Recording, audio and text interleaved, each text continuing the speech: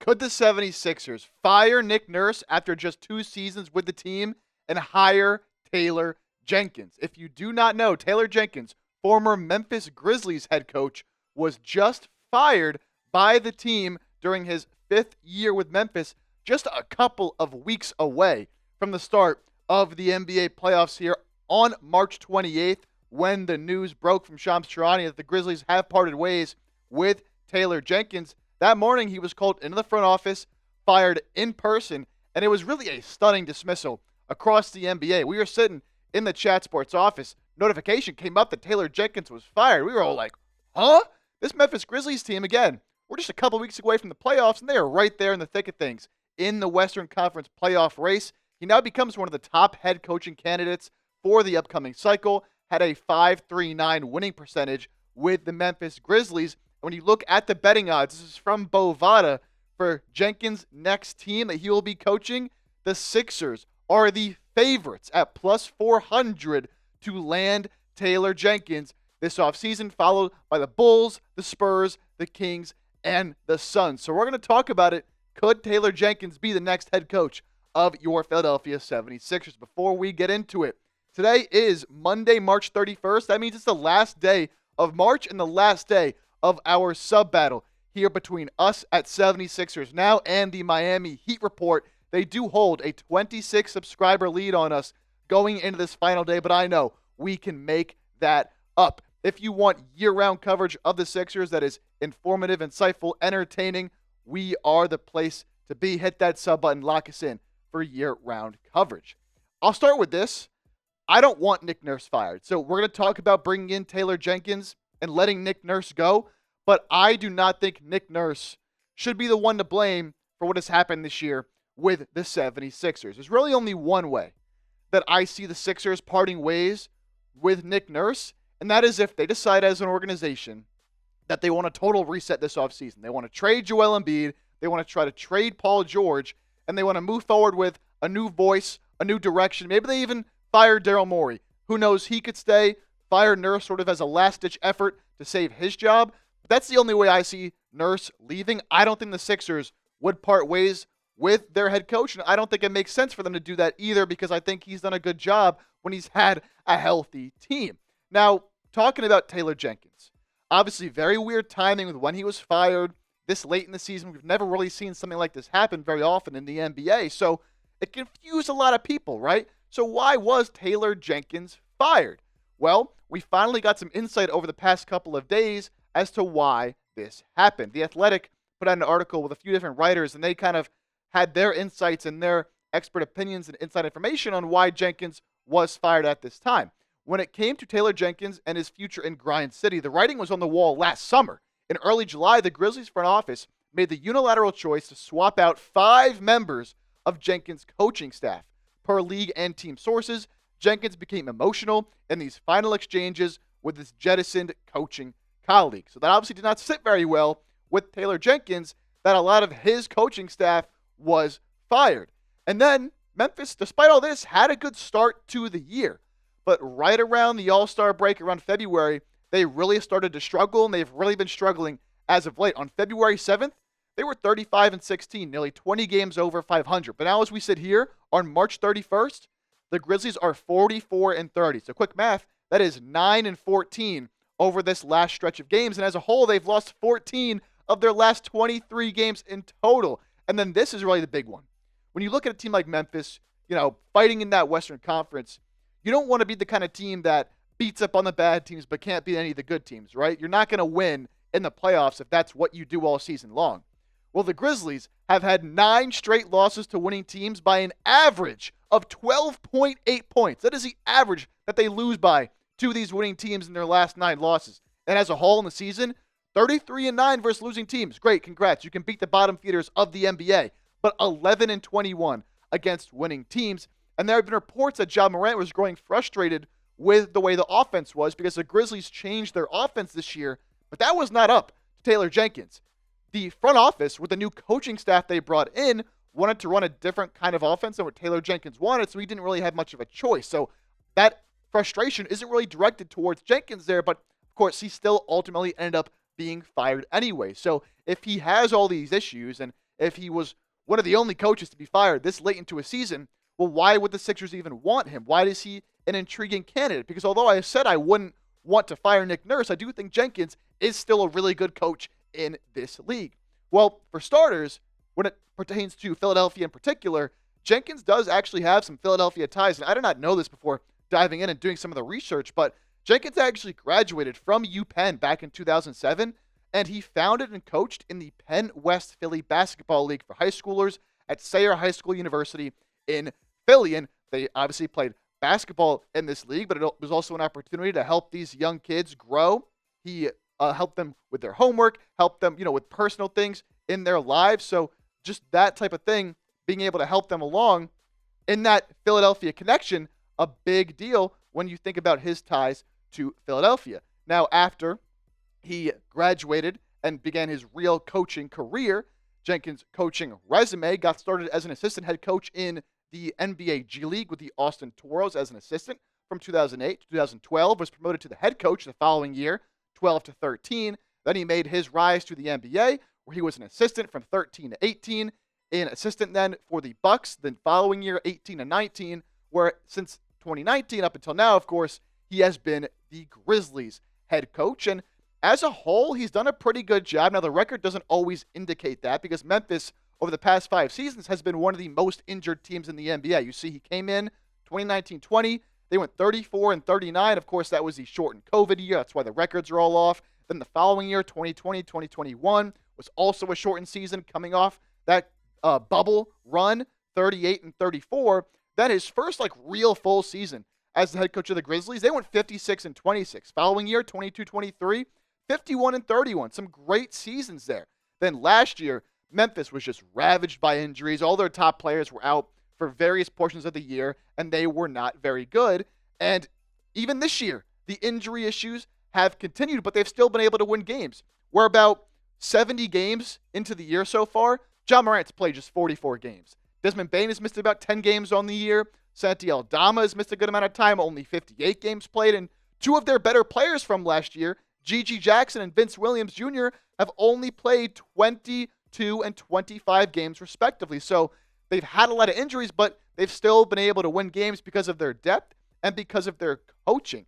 And it's just such a weird way to handle the situation with a coach that is the winningest head coach in Memphis Grizzlies history. Now, they don't have a very deep history. They're a relatively new team in the NBA, but still, the most wins ever by a Grizzlies head coach. Top 10 in wins as a whole in the NBA since he became a head coach in 2019, and he's had a top 3 defense over there in Memphis since becoming head coach, but he is fired, and he is out of there, and that's why I do think he is a good head coach, and where he really, truly excels is player development. We have seen from Memphis over these last 5 years, nobody develops second round and late first round picks like they do. Of course, they have the Ja Morants, the Jaren Jacksons, the Desmond Banes, who was the 30th overall pick in the draft, that have blossomed into stars, but it's not just these stars. It's the role players that always seem to play well for Memphis. Just like a Jalen Wells this year, right? Jalen Wells was the 39th overall pick in this year's NBA draft. And as a rookie, he's played in 74 games. He started 69 of those games, averaging over 10 points, 42% from the field, and 35% from three, playing just under 26 minutes. To get that from a guy that was a second-round pick, steps right in and starts almost a whole season for you, that is impressive. And then it goes back to last year as well with Gigi Jackson. Gigi Jackson was the 45th overall pick in the 2023 NBA draft. And this year he's been hurt, as I mentioned, hasn't played a whole lot. But as a rookie, as a 45th pick, almost 15 points and 4 rebounds on pretty solid efficiency. It's just the Grizzlies are able to get these low-level picks, these low-level prospects, and they play well out of the gates. Now, a lot of that is because they have the opportunity because they've been so injured, but they are still performing. Go back even a year before that. Look at Vince Williams Jr. in 2022, was the 47th overall pick. As a rookie that year, just 2 points, 1 rebound.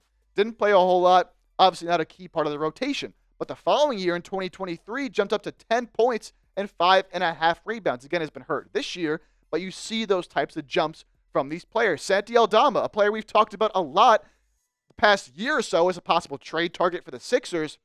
He came in the league 2021, 2022, didn't play a whole lot, not good efficiency, but over time he's been building in that player developmental system in Memphis. And this past season, almost 13 points, 6 rebounds, 48% from the field, 36 from 3. He's going to be a pretty highly coveted free agent come this offseason. Another one, Scottie Pippen Jr. By the way, Santi Aldama was the 30th overall pick in 2021. So all these guys late round picks. Scottie Pippen Jr., undrafted in the 2022 NBA draft. And in 99 games so far in his career, almost 10 points, 4 assists, 48% from the field, almost 40% from 3. To get that from an undrafted type of guy, that is super impressive. And it's just what Memphis does. So, look, I mentioned it a little bit earlier, but if Philly is headed for a rebuild, which I'm not sure they are, I think they kind of still want to squeeze out what they can from this Joel Embiid window. But if they are headed for a rebuild, want to reset and want to focus on the younger guys, you want a coach that can develop these young guys and can develop these young players. And so in that case, I think having a coach like Taylor makes sense because of his proven history of getting young players to play well early. Now, of course, it's not all good with Taylor. As I mentioned earlier, he had some of his flaws this season with not being able to beat winning teams and, some frustrations with the offense. But the biggest complaint that I've seen Grizzlies fans having with Taylor Jenkins is his playoff history, and that's something we are all too familiar with here with the 76ers and not being able to get past the second round. Look at all of his playoff history with the Grizzlies going back to 2020, 2021. First round loss to Utah, 4-1. In the following year, they match up with Minnesota, in the first round, get a win, 4-2, in what was one of the ugliest playoff series you will ever see. Some awful basketball played in that series, but they won. Then the next round, lose to Golden State, who will go on to win the title that year. So it took him to 6 games, not bad, but still a loss. And then 2022, 2023, a first-round loss to the Lakers. So he has not had playoff success, and his teams, while they've been good regular season teams, it has not translated into the postseason. And so when you think about the kind of coach you want in Philly, Philly hasn't been able to get over the hump in the playoffs. That's been the whole deal. And you brought in Nick Nurse, who won a title with the Raptors. That was the idea, was to get them over that edge. So would you really want to bring in a guy like Taylor Jenkins, who has not proven to win in the playoffs? Look, Taylor Jenkins is a very, very good head coach. There is no doubt in my mind that once the coaching cycle starts this offseason and teams are going to be flying in to try to attract Taylor Jenkins as their next head coach, he is going to have a very big market, no doubt, and he will get scooped up very quickly. But let me ask you this. Would you rather have Nick Nurse or Taylor Jenkins? And this is the question the Sixers will have to ask themselves. Two very good coaches in this league, but me personally, I like sticking with Nick Nurse over Taylor Jenkins. I get Taylor Jenkins has had his regular season success, and yes, he was just fired in that shocking move by the Memphis Grizzlies, but he still has a proven track record in the NBA, and I know Sixers fans have frustrations with Nick Nurse, the way this season has gone, and he hasn't been great all the time at making in-game adjustments and putting the right players in the right spots in the rotation. But to judge Nick Nurse entirely based off of this season and the back half of last year is, I think, unfair, because when you look at what he did with Joel Embiid to start his tenure in Philadelphia, Nick Nurse, that is, Embiid was playing some of the best basketball of his career, and the Sixers were playing at a very high level. And then Joel Embiid goes out, he gets injured, they start to lose games down the stretch, and of course they bow out to the Knicks in the first round of the playoffs. But I still think Nick Nurse has shown enough when this team has been healthy and he's had his full complement of players that he is a very good coach in this league. And I do not think it will be smart for the Sixers to move on from him after just a couple years based off some injury-plagued seasons. That being said, as I mentioned earlier, if Philadelphia is going to go full rebuild and they're going to buy into this idea of trading away guys like Embiid and guys like Paul George and go all in on Tyrese Maxey, Jared McCain, Quentin Grimes, whoever they draft, hopefully they keep their pick in this year's NBA draft, then I think Jenkins would be the better choice in that scenario, because I think he's proven to be, and he has proven to be, a very good player developmental coach. And so then you would have hope that these young guys would be able to outperform some of their expectations with Jenkins as their head coach. That's the only scenario where I would go Taylor Jenkins over Nick Nurse. But let me ask you, if you had to choose one right now, who would you rather coach the Sixers next season? I posted this as a poll question on our community page. If you haven't voted, go vote and check it out, as well as let me know your choice right now in the comment section. But it was almost 50-50 last time I checked right before filming this video. So let me know. Give me an N in the comment section for Nick Nurse. Give me a J for Taylor Jenkins. Before we hop on out of here, it is baseball season. The Phillies won again today against the Colorado Rockies. They are now 3-1 on the year. We saw a Kyle Schwarber blast. We saw back-to-back from Max Kepler and Nick Castellanos as they got the win in their home opener. Get excited for this Phillies season. If you still need some gear, we got you. Go to chatsports.com/Phillies25. You can get any Phillies merch you need: shirt, sweatshirt, hoodies, crew necks, jerseys, hats, everything you could possibly want for your Philadelphia Phillies. Show some support because we finally got another good Philadelphia team playing ball, baby. I'm very excited to watch the Phillies this year. Again, go to chatsports.com/Phillies25. I'll have that in the comments section and the description of today's show. That'll do it on today's 76ers. Now, if you made it this far in the video, hopefully that means you liked what you watched here today, and we have plenty more of this type of content on the channel if you're looking for another place to get your Sixers news, Sixers rumors, and a whole lot more from. I encourage you to hit that sub button right now as we have a very busy offseason ahead for the Philadelphia 76ers.